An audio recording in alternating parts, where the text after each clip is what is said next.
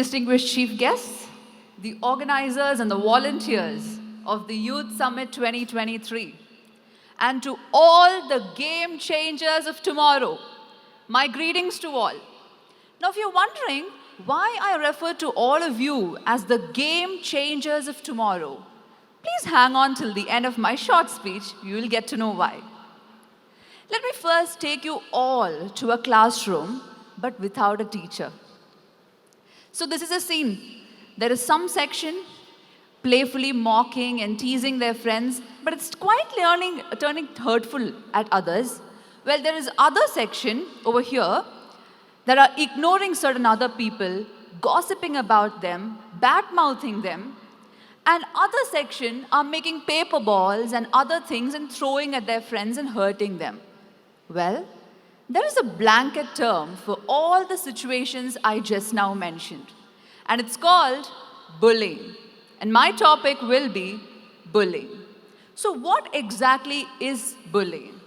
Bullying refers to any activity that is done intentionally and repeatedly just to cause injury or discomfort to someone.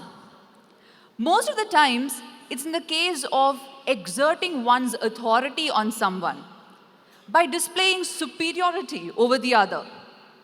Most commonly, a deliberate act to establish one's control and to manipulate the other.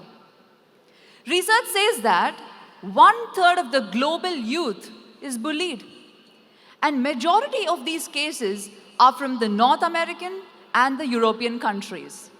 So now you all might be wondering, dear participant, this is quite common in the West, but not in Asia and particularly in India, then why bother?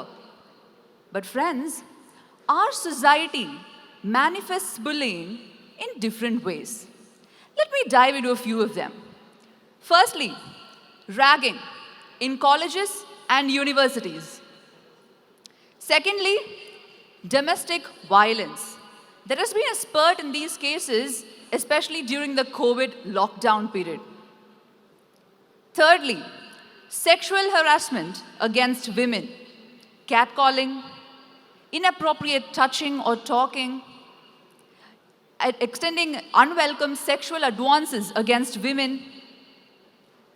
Next, mob lynching. It's a very common phenomenon in the rural areas, especially along the lines of religion or caste, which has claimed many lives. Next up, we have vigilantism. It's a very fancy term, but it just means people taking law in their own hands. They often display heroism by taking these weapons and stuff and going out and delivering justice in the society. But what they're actually doing is creating violence. Next form is a very interesting form, and most of us wouldn't even have thought about this. It is protest. Wondering how? Well, our democracy does allow us to voice our concerns, to air our viewpoints, but does not permit its citizens to destroy or damage public property. But what happens during a protest? The youth goes out there, hurl or pelt stones at others, damage public property, and flee the scene. Well, the other grave forms can be terrorism, genocides, wars. The recent ones, Russian-Ukraine war, and the most recent one, Israel-Palestine war, etc. But let's keep all these physical forms of bullying on one side. There seems to be silently brewing something on the other end, and it's called cyberbullying. It's basically bullying on a digital platform.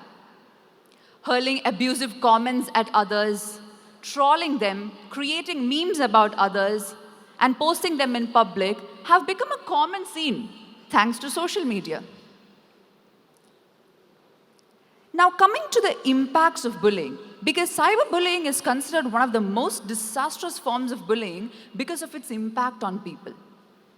Bullying is undoubtedly a heinous crime that, when committed, can traumatize people and can lead to mental health issues like depression, panic attacks, and in the worst case, suicides.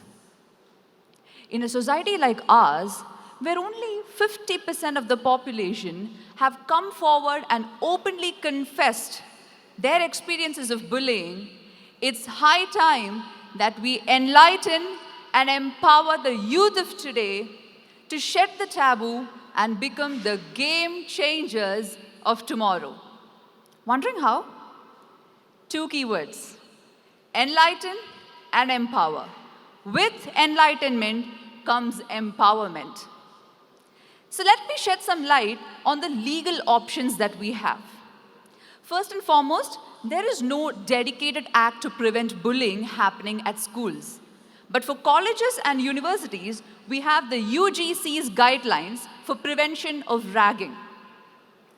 We have other separate acts like Prevention of Domestic Violence Act, Prevention of Sexual Harassment at Workplace Act. Mostly bullying cases are covered under the IPC, the Indian Penal Code, and all the cyberbullying cases under the IT Act of 2000, Information Technology Act of 2000. Besides this, for women, we have a Center for Social Research, CSR. If you Google, they have an exhaustive list of helpline numbers for assistance. And for other cases, you can go ahead and anonymously register cases of cyberbullying on the National Cybercrime Reporting Portal, NCRP. But let's, for some time, keep all these legal aspects on one side.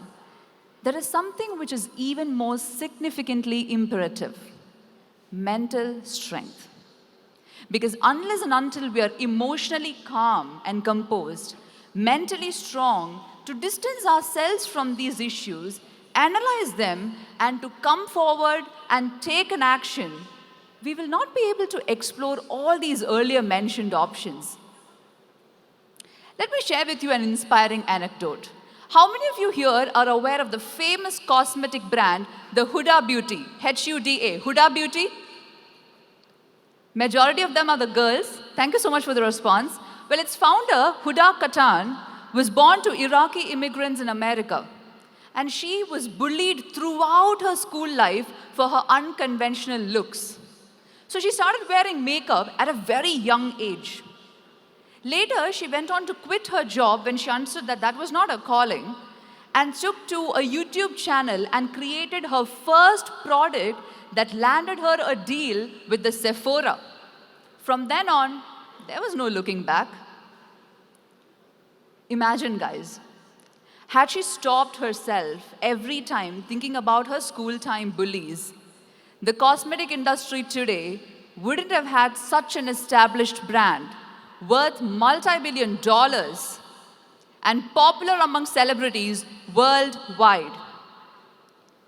So to the youth of today and to the game changers of tomorrow, change is in the hands of those with the right attitude or mindset, proper vision, and most importantly, the willingness and the ability to step up and act in time. Thank you.